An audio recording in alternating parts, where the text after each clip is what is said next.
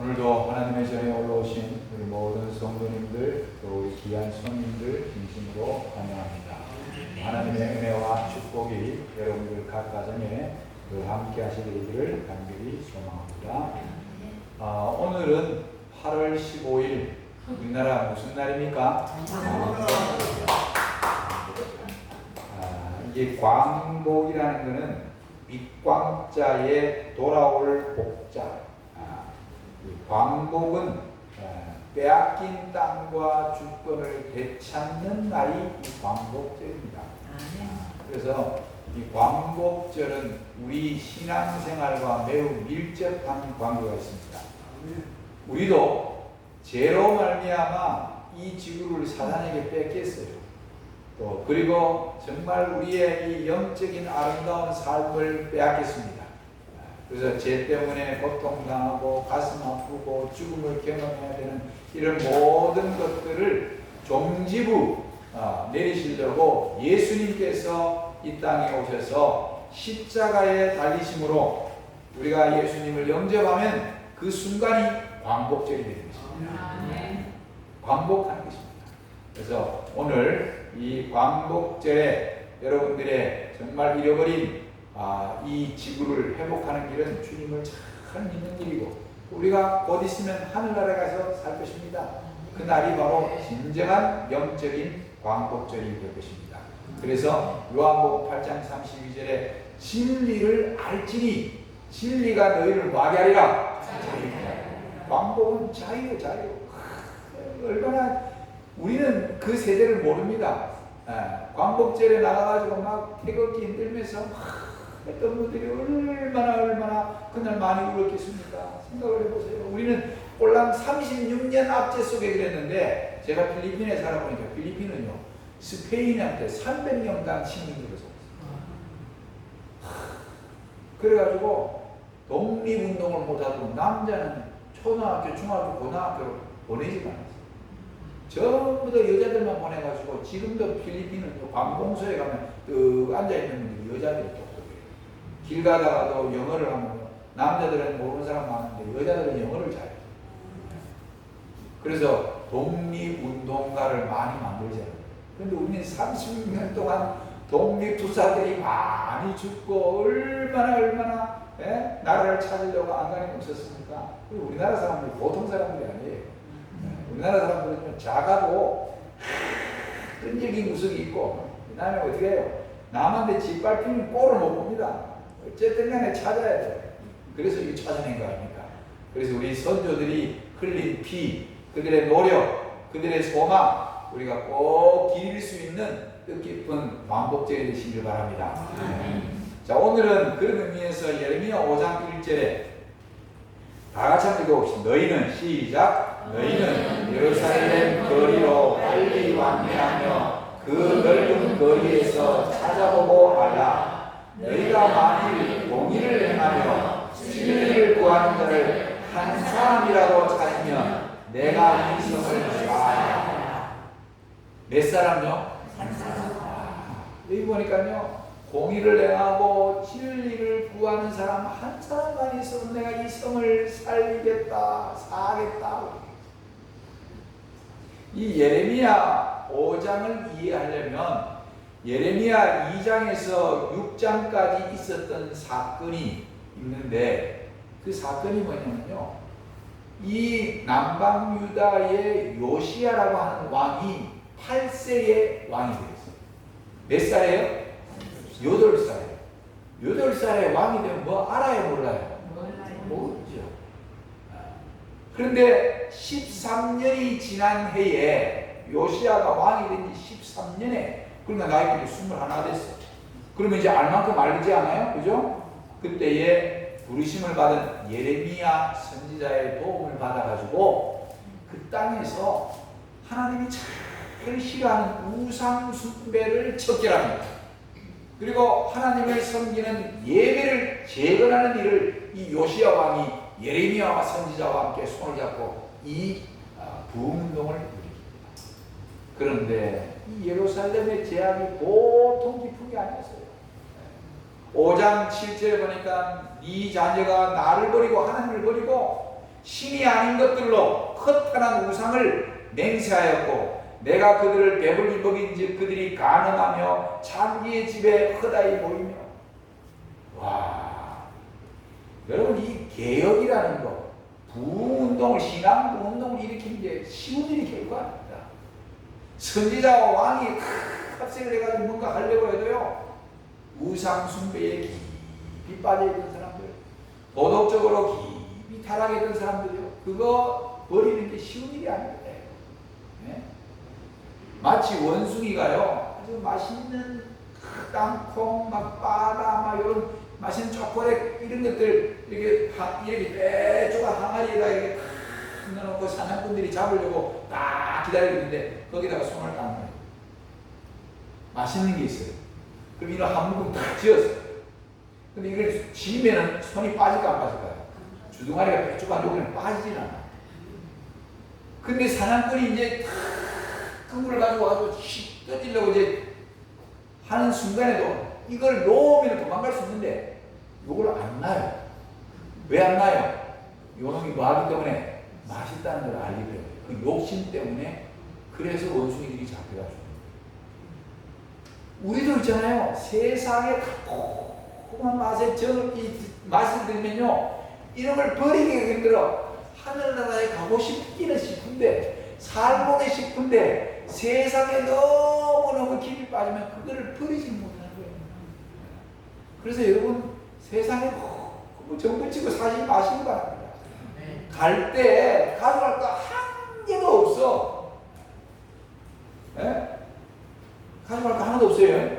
돈이 뭐 한 몇백억 있는 사람이 죽으려고 하면 눈을 제대로 감지 못하고 반틈만 뜨고 죽는다고요.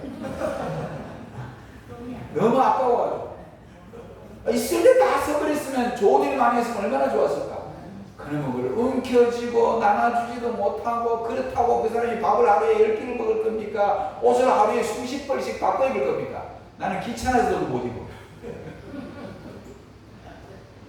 근데 그걸 놓기 싫어가지고. 그래가지고 사람들이 알면서도 그리 가는데, 하나님 백성들이 죄악에 깊이 빠지고 우상숭배에 빠지고 그 다음에 엉뚱한 일에 빠지니까요, 계획운동을 일으켜도 잘 따라오지 않습니다. 심지어 이 예레미야 5장 30절 31절 보니까요, 기괴하고 놀라운 일이 일어나는데 선지자들은 거짓을 예언하고 제사장들은 자기의 권력으로 다스리며 내 백성은 그것을 좋게 여기니. 이게 무슨 말이에요? 선지자들이 온갖 부당한 특권을 누리다 보니 하나님의 진정한 심정과 사회의 악을 경고하지 못합니다. 선지자는 경고해야 되는데 경고하지 못해요. 제사장은 거짓 선지자들에게 아첨하는 일에 저들의 직분을 활용합니다. 그래서 선지자와 제사장이 백성들의 비율을 맞추니까요, 백성들이 좋아하는 거예요. 그러니까 뭐냐면 점점 어떻게 우상숭배에 빠지고 죄악에 깊이 빠져가지고 헤어나지는 못하는 거죠.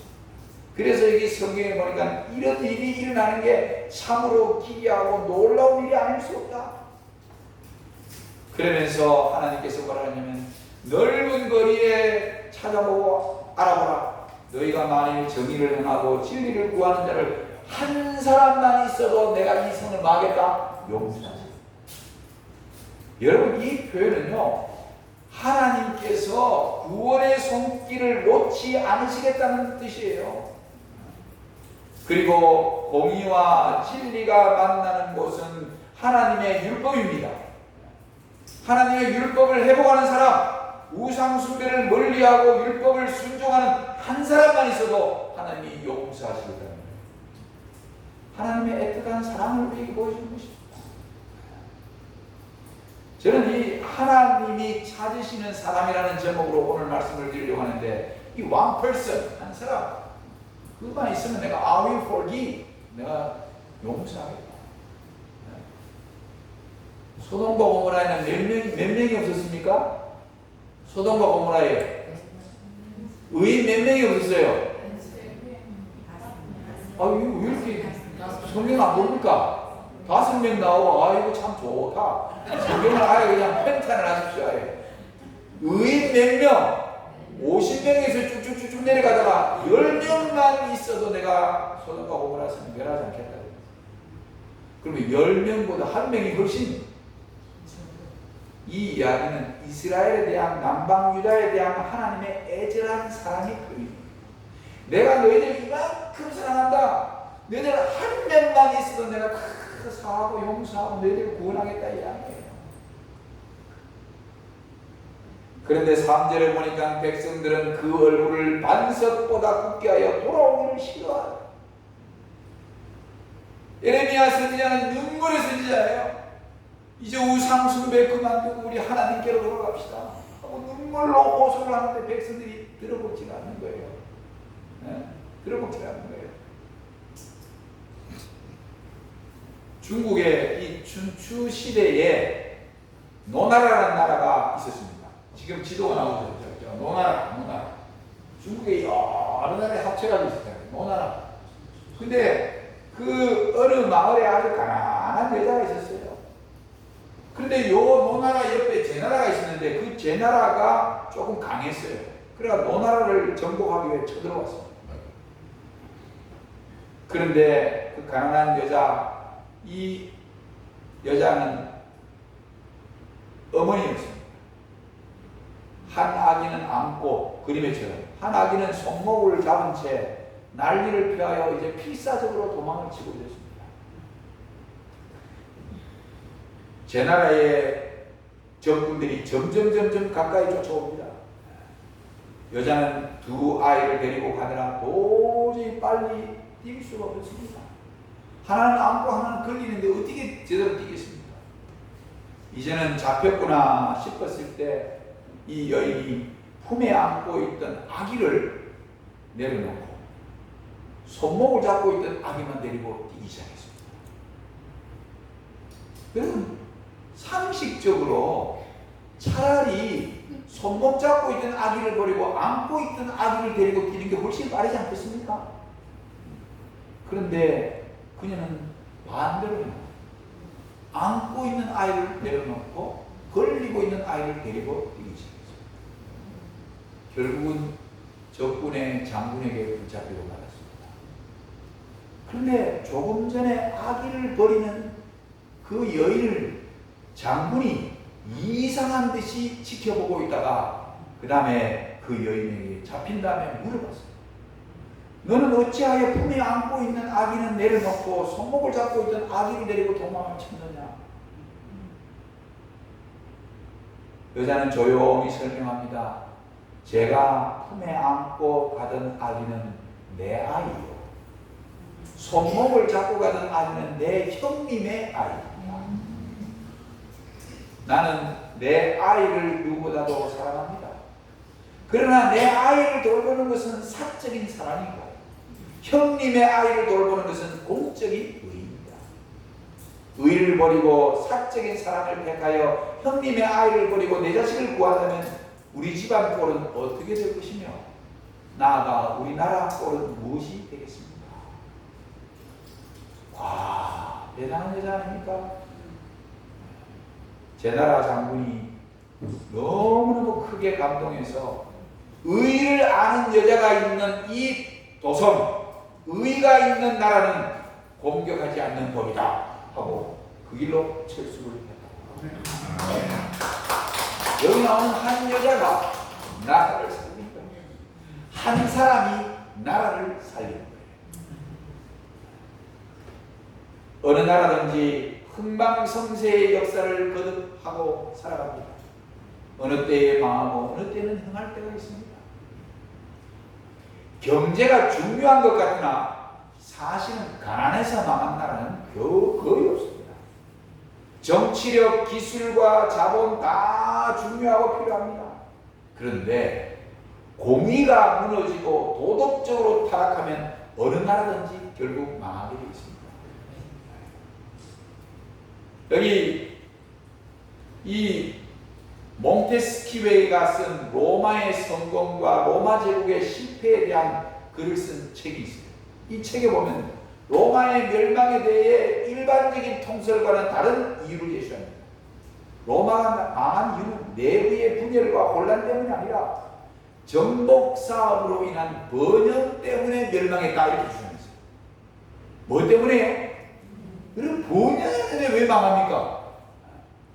로마는 더 강한 나라에 의해 망하지도 않고 번영에 의한 부도덕과 부패로 패망했다는 점. 하나님은 공의를 행하며 진리를 구하는 한 사람을 찾고 계십니다. 한 사람을 찾고 계십니다. 오늘 이 땅에도 정말 우리나라의 이 위정자들, 또 행정하는 사람들, 또 국회의원들, 또 요직에 있는 사람들, 그 다음에 우리 모든 국민들이 정말 공의를 사랑하고 진리를 구하는 백성이 되어야 됩니다. 네. 소돔과 고모라는 도덕적으로 타락해서 망했습니다. 그 제목은 도시 전체가 동성연애에 빠졌습니다. 소돔이라는 단어가 바로 동성연애입니다. 잘 살게 되면 도덕적 붕괴를 가져옵니다. 소돔과 고모라는 이념 때문에 아니 정치를 못해서 망한 것이 아닙니다. 부도덕함으로 망했습니다. 공의를 행하고 진리를 구하는 10명의 사람이 없어서 망한 것입니다. 하나님께서는 아무리 죄가 많아도 의인 10명만 있었으면 그 당시 5만여 명의 소돔과 고모라를 용서하시겠다고 약속하셨습니다. 그러나 10명의 의인이 없었습니다. 의인 10명 혹은 1명이 왜 이렇게 중요한가? 의인이 있으면 소망과 희망이 있습니다. 언젠가는 이 의인에 의하여 다른 사람들이 구원받을 수 있기 때문에 그런 것입니다. 그래서 정말 우리가 대통령을 나무라기 전에, 국회의원들을 나무라기 전에 내 한 사람이 얼마나 소중한 사람인지 먼저 기억하시기 바랍니다. 물론 대통령도 잘하고 국회의원들 잘하고 뭐 우리 행정직을 맡아 있는 사람들이 다 잘해주기를 원하지만 우리나라에 딱 한 사람이라도 바로 서 있는 사람, 그 한 사람이 있으면 이 나라에는 희망이 있는 것입니다. 조지 스미스라고 하는 선교사가 아프리카 선교를 떠났습니다. 그런데 죽으라고 전도를 했는데 겨우 한 사람 구원했어요. 한 사람. 그리고 당국에 붙잡혀서 쫓겨났습니다. 아프리카 선교 결과가 여자 한 사람밖에 없었습니다. 돌아오면서 너무너무 서운했어요. 그 많은 영혼들을 하나님께로 인도했었는데 그런 아쉬움을 갖고 돌아왔어요. 그런데 쫓겨난 뒤 조지 스미스는 자기가 전도한 그 여인과 부족을 위해서 열심히 지속적으로 기도를 했습니다. 지금은 그 부족 중에 하나님을 믿는 자가 13,000명이 되었다고. 그 한 사람 전도했는데 남아있는 그 한 사람이 전도하고 또 전도하고 전도해가지고 수많은 사람이, 한 사람이 하나님을 찾으시는 의인이 되면 그 가정과 그 일가 친척과 그 부족이 복을 받게 되어 있습니다. 공의를 행하며 진리를 구하는 자 한 명만 있으면 이 도성 전부를 사시겠다고 하는 하나님의 약속. 한 명만 있으면, 얼마나 답답하시면 한 명이라도 있으면 용서하시겠다고 하셨겠습니까? 하나를 보고 전체를 용서하시는 하나님의 놀라운 사랑을 우리가 이해해야 되는 것입니다. 네. 교회도 마찬가지예요. 우리 교회 안에 모든 사람이 다 착하고 모든 사람이 다 믿음이 좋고 모든 사람이 다 헌신적이고 이런 사람이면 얼마나 좋겠습니까? 다 여기 친한 사람들만 사는 그런 교회는 이 세상에 없습니다. 아무리 잘 되는 교회도 가보면요 문제가 있습니다. 제가 목회를 42년을 했는데 교회도 다녀보고 합회장 하면서도 제가 진짜 영남 앞에 있는 거의 160교회 안 가본 교회 하나도 없습니다. 교인 10명이 모인데도 싸우고 교인들 150명이 돼도 문제가 있습니다. 여러분 우리가 연약하기 때문에 그렇습니다. 그런데 이렇게 교회들이 많고 사람들이 하나님을 믿는다고 하지만 그 하나님을 믿는 사람들 가운데 진짜 공의와 진리를 구하는 한 사람을 주님이 찾고 계십니다. 우리 교회도 그런 사람을 찾고 계십니다. 성경에 아주 이런 예들이 참 많이 나옵니다. 여러분 누가복음 15장에 잃어버린 비유가 나옵니다. 잃어버린 은전, 잃어버린 양, 잃어버린 탕자, 이런 내용들이 참 나와요. 그 가운데 여러분 누가복음 15장에 이런 양의 이 중동 지역 유목민의 이 목축 규모는요, 대개가 한 20마리에서 한 200마리 정도 목축을 하는 사람들이, 근데 유대에서 보통 300마리 정도 되면 대규모 목축으로 뭐냐면 쳐줍니다. 그런데 지금 비유에 나오는 이 사람은 그리 큰 부자가 아니었어요. 품꾼을 사서 거느릴 정도로 넉넉하지 않았습니다. 그는 100마리의 양 가운데 양 한 마리를 잃어버렸습니다. 100마리의 양 가운데. 이 목자는 푸른 초장이 있고 쉴만한 물가가 있는 곳으로 양떼들을 잘 인도를 해서 잘 먹이고, 그 다음에 또 물을 잘 먹여야 돼요. 이 양들은요, 겁이 많다고. 그래서 물가로 이렇게 딱 내려가면 물이 잘잘잘잘잘 그러잖아요. 양이 물을 먹을까 안 먹을까요? 안 봐가지고 모르죠. 저도 모릅니다. 그런데 책을 보니까 목자들이 어떻게 하냐면요, 물이 이렇게 막 흘러내리면 돌들을 가지고 쌓아. 그래가지고 물을 한 곳을 이렇게 모아요. 그럼 거기는 물 구덩이가 생겨요. 그러면은 앞으로 나와가지고 물이 흐르지 않으면요, 겁이 나지 않으니까 거기 와가지고 목을 죽여요. 심지어는 어떤 거는 나오지 못하면요, 직접 목자가 물을 떠가지고 양의 입에다 갖다 대면 그 다음에 물을 핥아 먹어요. 그만큼 양이 겁이 많아요. 왜냐하면 뭐 공격 수단이 하나도 없으니까. 그런데 이 양 한 마리를 잃어버렸습니다. 목자가 어떻게 합니까? 성경에 보니까 잃어버린 양을 찾아 나갑니다. 여기 실물교 188쪽에 우리에서 벗어난 양은 모든 양들 가운데 가장 강인한 양이다. 이 양은 목자가 찾아오지 않으면 혼자서는 돌아오는 길을 찾을 수 없다. 그는 양을 세어보고 또 세어본다. 한 마리의 양이 길을 잃었다는 것을 확인하고는 잠을 이루지 못한다. 그 다음에 비유에 나타난 목자는 한 마리의 양, 곧 가장 적은 숫자의 양을 찾기 위하여 나아갔다. 그러므로 비록 잃어버린 영혼이 단 한 사람뿐이라 할지라도 그리스도께서는 그 한 영혼을 위하여 죽으셨을지로다. 여기 이런 양을 찾으시는 그 목자는 바로 누구를 예표했을까요? 예수 그리스도를 예표한 거예요. 이와 같이 죄인 한 사람이 회개하면 하늘에서는 회개할 것 없는 의인 99으로 말미암아 기뻐하는 것보다 더하리라. 하나님은 사랑이시라. 요한일서 4장 8절에 그 한 명의 영혼을 위해서라도 주님이 이 땅에 내려오셔서 십자가에 달려 돌아가셨을 것이다. 한 명. 하나님은 그 한 명을 기이 여기시는 분이십니다. 그러니 얼마나 감사하고 고맙습니까? 근데 그 한 명이 바로 여러분과 저입니다. 그러니 여러분 하나님께 감사하게 사십시오. 불평하지 마십시다. 원망하지 마십시다.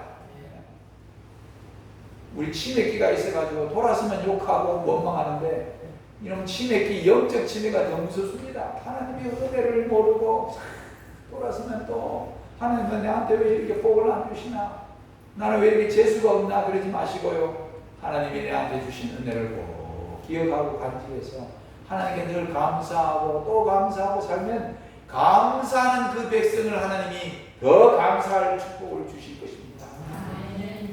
누가복음 15장에 탕자가 집으로 들어옵니다. 천하의 못된 놈입니다.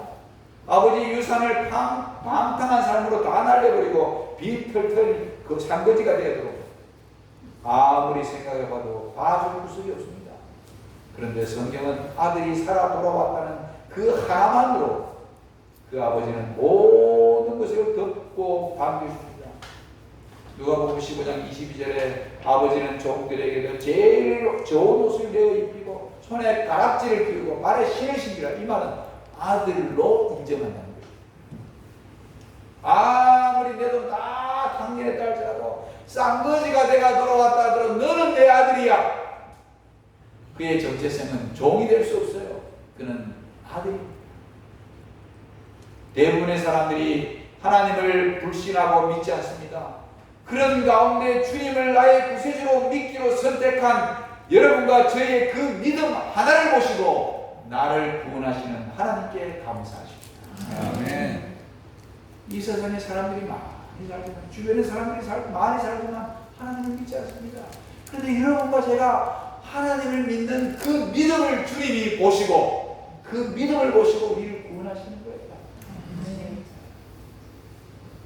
홍수 직전에 하나님은 당대의 의로운 자 한 사람을 찾으셨는데 그분이 바로 노아였습니다. 노아에게 방주를 짓게 하고 120년 동안 하나님의 심판을 외치게 했습니다. 홍수가 나기까지 사람들이 미쳤다고 놀렸습니다. 하지만 그 한 사람 노아를 통해서 8 식구를 구원하셨고 오늘날 흩어져 있는 모든 민족의 아비가 되었습니다. 오늘 내가 하나님이 찾으시는 그 한 사람이 되어 온 가족과 세상을 구원하는 삶을 살 수 있도록 하신 것입니다. 기생 라합을 보십시오. 옛날이나 지금이나 기생은 환영받지 못할 직업입니다. 심지어 집안 식구들이나 일가 친척들도 라합을 경멸했을 것입니다. 그런데 라합 때문에 부끄러워서 얼굴도 몰들고 다녔지만 이 기생 라합이 여리고에 정탐하러 온 이스라엘 군사들을 숨겨 주었습니다. 이스라엘 백성들이 섬기는 그 하나님을 잘 알고 있었습니다. 그래서 정탐꾼들에게 너희 하나님 여호와는 삼천하지의 하나님이시다 라고 그는 신앙 고백을 했습니다. 비록 직업이 천박하였지만 하나님은 라합의 믿음을 보시고 여리고 멸망 때에 라합의 부모와 형제와 가족을 구원해 주셨습니다. 그 한 사람 라합 때문에 온 가족이 구원을 받았고 그 여인은 나중에 메시아의 조상까지 되는 족보의 이름이 올라가는 놀라운 영광을 얻게 되었습니다.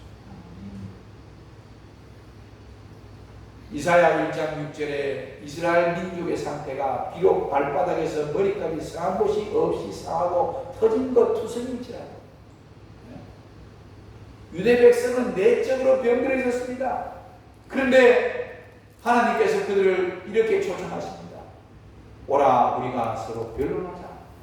너희 죄가 주홍 같을지라도 눈과 같이 희어질 것이고 진홍같이 붉을지라도 양털같이 희게 되리라.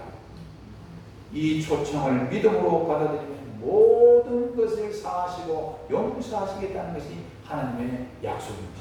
아멘. 여러분 모든 것이 만족한 사람은 없습니다. 여러분들이 모든 것을 다 하나님 앞에 갖추어서 인정받을 수 있는 사람은 아무도 없습니다.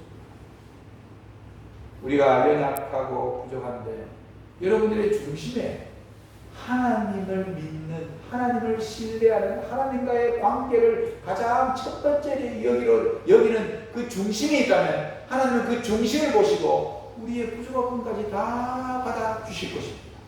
네. 여러분 우리가요 이렇게 가정을 이루고 삽니다. 이제 뭐 여기 우리 어르신들 가운데 먼저 우리 남편을 보내신 분들도 꽤 있지만 여러분 모든 것이 다 만족해서 결혼한 사람들이 얼마나 될까요? 네? 인물도 마음씨도 맵씨도 이쁘고 건강도 학벌도 좋고 경제력도 빵빵하고 음식 솜씨도 기가 막히고 믿음도 좋고 시가 친정 다 흠잡을 데가 없고 이렇게 좋은 배경과 모든 것을 갖추고 결혼한 사람이 몇 프로 될까요? 우리 강민숙 집사님, 장 집사님 그런 사람이었습니까? 네?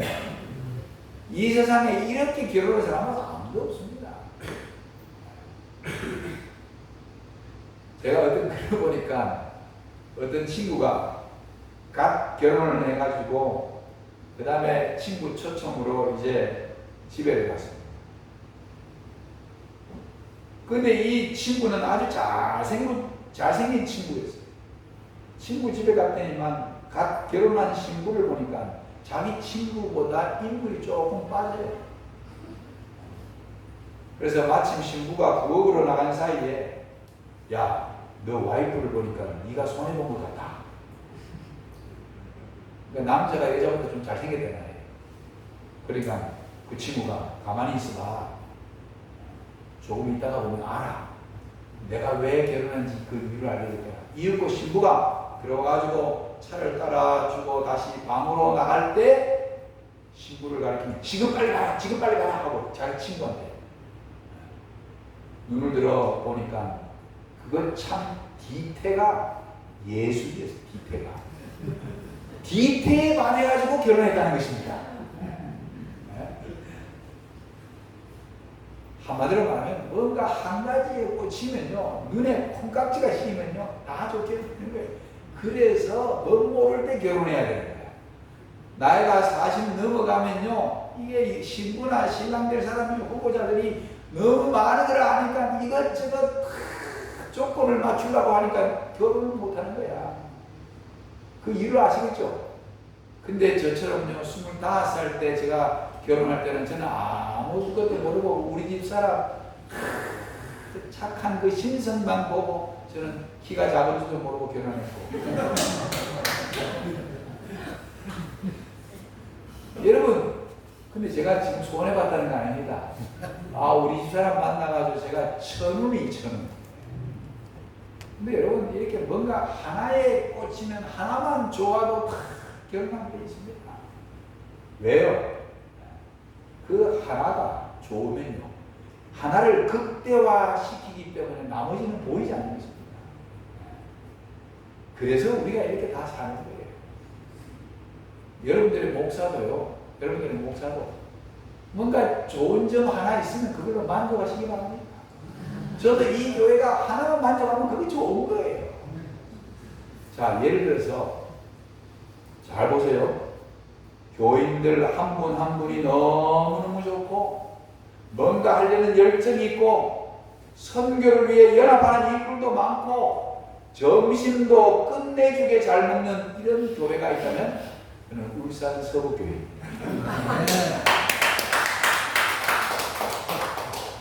목회자가 말씀도 좋고 대인관계도 원만하고 리더십도 있고 거기다가 사모님도 굿, 이런 목회자 가정이 있다면 접니다.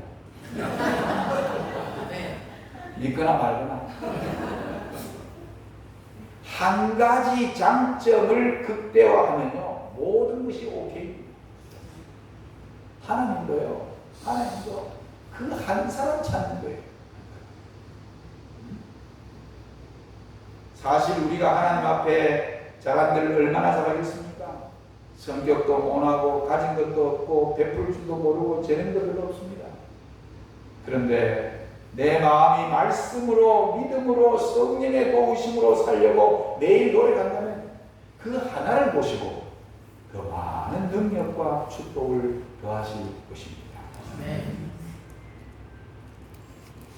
예레미야 5장 1절에 하나님이 공의와 진실을 구하는 한 사람만 있으면 내가 이 성을 사리라 그랬는데 그 답이 에스겔 22장 30절에 이 땅을 위하여 성을 쌓으며 성 무너진 데를 막아서서 나로 하여금 멸하지 못하게 할 사람을 내가 그 가운데서 찾다가 그 다음에 결론이 뭐냐면 찾지 못하였습니다. 뭐 하지 못했다고요? 찾지 못하였다. 남방 유다가 망하게 된 것은 공의를 행하고 진리를 찾는 자가 한 사람도 없습니다. 즉 유대민족은 하나님의 율법을 무시함으로 우상 숭배에 빠졌습니다. 그로 인해 가지고 부도덕한 삶과 방탕한 삶, 하나님께로 돌아오는 사람이 그렇습니다. 그래서 하나님께서는 남방 유다를 선동했습니다. 하나님이 찾으시는 그 한 사람이 오늘 이 아침 여러분과 제가 되기를 바랍니다. 아멘. 하나님보다 더 사랑하는 모든 것이 무상입니다. 하나님보다 더 사랑하는 것이 있을 때 항상 문제가 생깁니다. 이제 우리는 세상의 것들을 줄여야 합니다. 단순한 마음으로 예수님 한 분만 잘 믿고 순종하시기 바랍니다. 이것이 공의를 행하고 진리를 찾는 사람들의 특징인 것입니다. 오늘 이 아침 이런 사람을 하나님이 찾고 계십니다. 여러분, 철학자 디오게네스라고 하는 사람이 유명한 사람이 있었는데, 이 사람은요 대낮에 등불을 들고 거리를 활보했습니다. 그의 행동이 주는 교훈은 제약으로 세상이 너무 어둡다는 것입니다. 그래서 세상의 어둠을 밝혀줄 사람이 필요해서 대낮에 등불을 들고 거리를 돌아다녔다는 것입니다. 죄로 어두운 세상을 밝히려는 그 한 사람이 필요한 시대가 바로 오늘날 이 시대입니다. 하나님이 찾으시는 한 사람, 그게 바로 여러분과 제가 되어야 되는 것입니다. 의인 한 사람이 있으면 예루살렘의 운명이 달라졌습니다. 여러분의 가정도 우리 교회도 이 나라도 마찬가지입니다. 하나님이 원하시는 그 한 사람이 꼭 필요한 것입니다. 오늘 광복절 행사를 했을 것입니다. 광복절 행사보다 더 중요한 우리 정치가 되냐, 우리 일반 백성들이냐, 우리 모두가 공의를 존중하고 진리를 구하는 그런 삶이 진정한 광복을 매 순간 가져오는 것입니다. 설교를 하는 저와 듣고 계시는 우리 교회 모든 성도들이 하나님이 찾으시는 공의를 행하고 진리를 구하는 그 한 사람이 되도록 더 많이 기도하며 살아가게 되기를 간절히 바랍니다. 하나님이 찾으시는 그 한 사람, God wants a person. 하나님이 찾는 그 한 사람, 어떤 사람이에요? 하나님의 말씀을 주야로 묵상하는 사람입니다. 말씀이 지배하는 삶을 통해 하나님이 항상 첫째인 사람입니다. 진리 대신 예수님을 다른 사람들에게 이야기하고 예수님의 정신으로 늘 봉사하며 기쁘게 사는 사람. 삶의 순간순간 걸음마다 주님을 깊이 생각하면서 그분과 동행하는 삶을 살아가는 사람. 이런 사람이 하나님이 찾으시는 그 한 사람입니다. 오늘날 의인이 없는 도성에 우리가 살아오고 있습니다. 그러나 그 한 사람이 바로 여러분과 제가 되기를 하나님이 원하십니다. 저는 오늘 이 아침에 이렇게 기도했습니다. 주님이시여, 우리 울산 서북교회에 출석하시는 모든 성도님들이 하나님이 찾으시는 그 한 사람이 되게 하여 주옵소서. 그 한 사람인 내가 더 정직하고 의롭게 봉사하여 이 교회가 살아있는 교회가 되게 하옵소서. 저는 이제 말씀을 마칩니다. 그 한 사람이 바로 나임을 확신하고 주님께 더 헌신하며 살아가는 우리 울산서북교회 모든 성도들이 되시기를 바라면서 오늘 말씀을 마치겠습니다.